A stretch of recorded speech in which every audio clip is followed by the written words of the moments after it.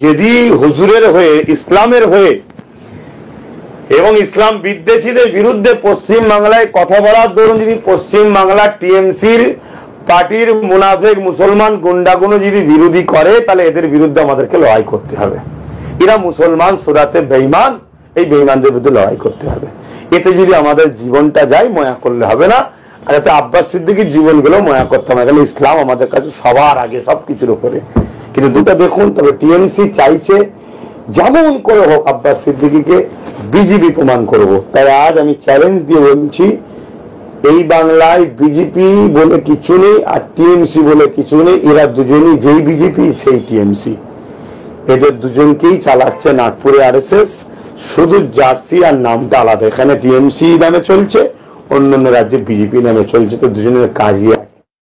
তবে বিজেপিকে সম্পূর্ণ সাপোর্ট করার বিষয়ে আমার ডাইরেক্ট ফতোয়া দিয়েছি, আজও দিচ্ছি, কোনোভাবে চলবে না। হারাম, হারাম, হারাম। যদি আপনাকে বলে প্রতি বাড়িতে একটা করে চাকরি দেবো বিজেপি, তাও বিজেপি করা হারাম। কেন? ইসলামের দুশ্মন, দেশের ক্ষতি করছে বিজেপি। অতএব আপনি দেশকে ভালোবাসেন, আগে আপনার নিজের চাকরি কথা শুধু ভাবলে হবে না। পাশাপাশি বর্তমান যে টিএমসি, আগে যে টিএমসি আসার সময় চেকেছিলাম আর আজকের যে টিএমসি, দুই টিএমসির মধ্যে অনেক পার্থক্য হয়ে গেছে। আগে ছিল মুখোশ, এখন অরিজিনাল মুখ বেরোচ্ছে।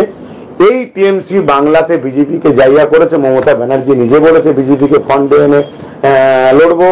তারপরে অটল বিহারী বাজপেয়ীর সঙ্গে হাত ধরে দল করেছে। সম্পূর্ণ অর্থ থেকে শুরু করে সব অটল বিহারী বাজপেয়ী দিয়েছে। এবং মুকুল রায় সে বলেছে যেই বিজেপি সেই টিএমসি। শোভন সম্ভবত সেও বলেছে যেই বিজেপি সেই টিএমসি। এবং টিএমসি বিজেপি একসাথে কলকাতাতে পৌরসভায় লড়েছে, জিতেছে। তারপরে এই রিসেন্ট আবার দেখুন না, বিজেপির সভাপতি কিনা শ্রমিক ভট্টাচার্য না কি, যাই হোক, সেও বলছে আরে কংগ্রেসকে শেষ করার জন্য, কংগ্রেসকে ভাঙিয়ে বিজেপি নামক শিশুর জন্ম আমরা দিয়েছি। আর আজকেও টিএমসি পশ্চিমবাংলায় বেঁচে আছে। একে টিএমসি বিজেপি বাঁচিয়ে রেখেছে, কেন্দ্র সরকার বাঁচিয়ে রেখেছে। কেন? এই পশ্চিমবাংলায় বিজেপির কোনো ভিত নেই, কোনো জায়গা নাই।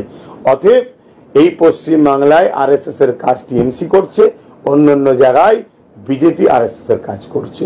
অলরেডি মমতা ব্যানার্জি আরএসএস এর প্রশংসা করেছে, কোনোদিন তার মুখ থেকে আরএসএস এর বিরুদ্ধে কথা শোনেননি।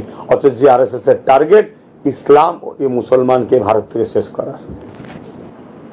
যখন আমি 4টেই পৌঁছবো বলেছিলাম, আমি সম্ভবত ওই 3টে, 3:30 কি 3:40 হবে, আমি ওই শ্যামনগর না কি বলে, পাগলাপি শ্যামনগর এই দিক দিয়ে যাচ্ছি। হঠাৎ করে ফোন এলো।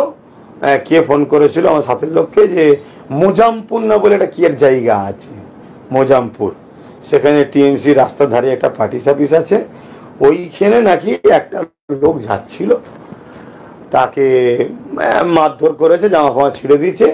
বা ওখানে টিএমসি লোকেরা ভিড় করে দাঁড়িয়ে আছে, তারা যারা লোক যাচ্ছে তাদের উপরে জুলুম করছে। কারণ তখন অলরেডি মাঠে সব লোক চলে গেছে, মানে একটা দুটো ছড়িয়ে ছিটিয়ে যাচ্ছে, তাদের উপর জুলুম করছে। তা এই কথাটা শুনে আমি গেলাম যে মোজামপুরে যাওয়ার একটু আগে দেখি আমার গাড়িটাকে বেশ অনেক লোক যে দাঁড়িয়ে আছে, দাঁড় করালো। আমি ড্রাইভারকে বললাম এরাই মনে হচ্ছে মারছে, তুই ঘাবড়াবার কোনো চিন্তা নেই, ওখানে গিয়েই দাঁড়াবি, তোরা কেউ নামবি না, আমি নামবো। কেন? ওদের যদি দম থাকে আমাকে একবার টাচ করুক না, তারপরে বাংলায় কি করতে হয় সে খেলতে পরে হবে। তোরা কিন্তু গাড়ি থেকে কেউ নামবি না, আমি নেবে কথা বলবো। কিন্তু আর একটু আগে যে দেখি আমার আহলে সুন্নাতের পতাকা লড়া, তেমন আমাদের লোক রে। তো যাই হোক, আমি কাঁচ লাগালাম, গাড়ি থেকে নামলাম না, কাঁচ লাগালাম। কি হয়েছে দেখলাম, ওই লোকটাকে নিয়ে এসলো, যা জামা টামা ছিঁড়া, মধ্যবয়স্ক একটা লোক। আমার দেখে খারাপ লাগলো। আমি কি হয়েছে ভাই? এরম দ্বারা আমি যাচ্ছিলাম, আমাকে মারধর করেছে।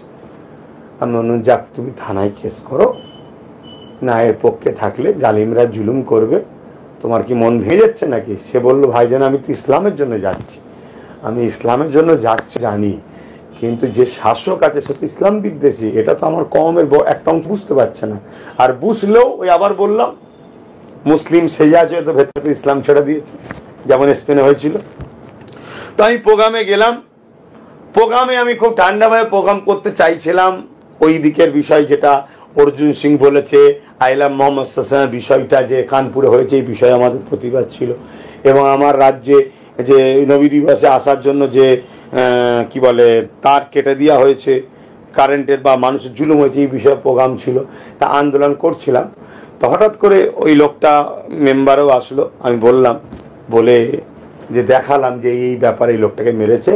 এবং সেখানে আমি বড় পাওয়ারের সাথেই আল্লাহ বলালেন, বললাম যে আমি মোজাম্পুর দিয়ে আবার যাব, কোনো যদি মায়ের সন্তান থাকে, বীর সন্তান, তোমরা তো বীর, গরিবকে মেরে বীর মনে করো, তাহলে আমাকে রোকো। এদের কি দোষ?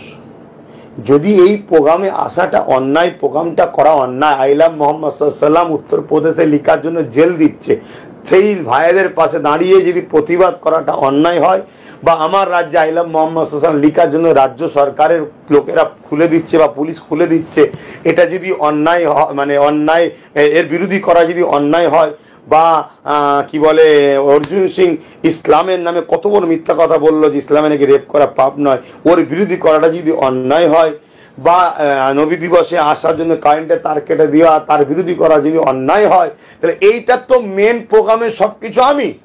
তা তোরা আমি যাব, আমাকে ধর, আমার উপরে জুলুমটা কর।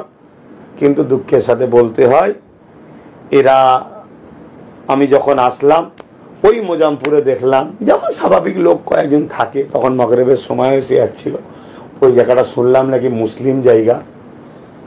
দুঃখের বিষয় কি বলবো, ওর দিকে থুতু ফেললে গায়ে পড়ে যাবে, ওখানে আমাদেরই সব থাকা, আমি দিকে যাচ্ছি না, মুসলিম সমাজ আছে, তা সেরকম কিছুই দেখলাম না, পুরো ফাঁকা। তা আমি বললাম যারা সাথে ছিল, এরা কই, কেউ তো নেই, আর নেই। যাবার সময় যখন দেখলাম তখনও ফাঁকা দেখেছি। তো সেই জায়গায় যখন এগিয়ে চলে আসছি, একটা আমার পিছনে বিশাল বাইক এসেছিল, তার পাশের অঞ্চলেই শ্যামনগর, পাগলাপীর সব তো আশপাশেই পড়ছে। আর একটা ইসলামের বিষয় যখন হবে, মানুষ যা ধর্মের মানুষ যাবে, মুসলমান যাবে।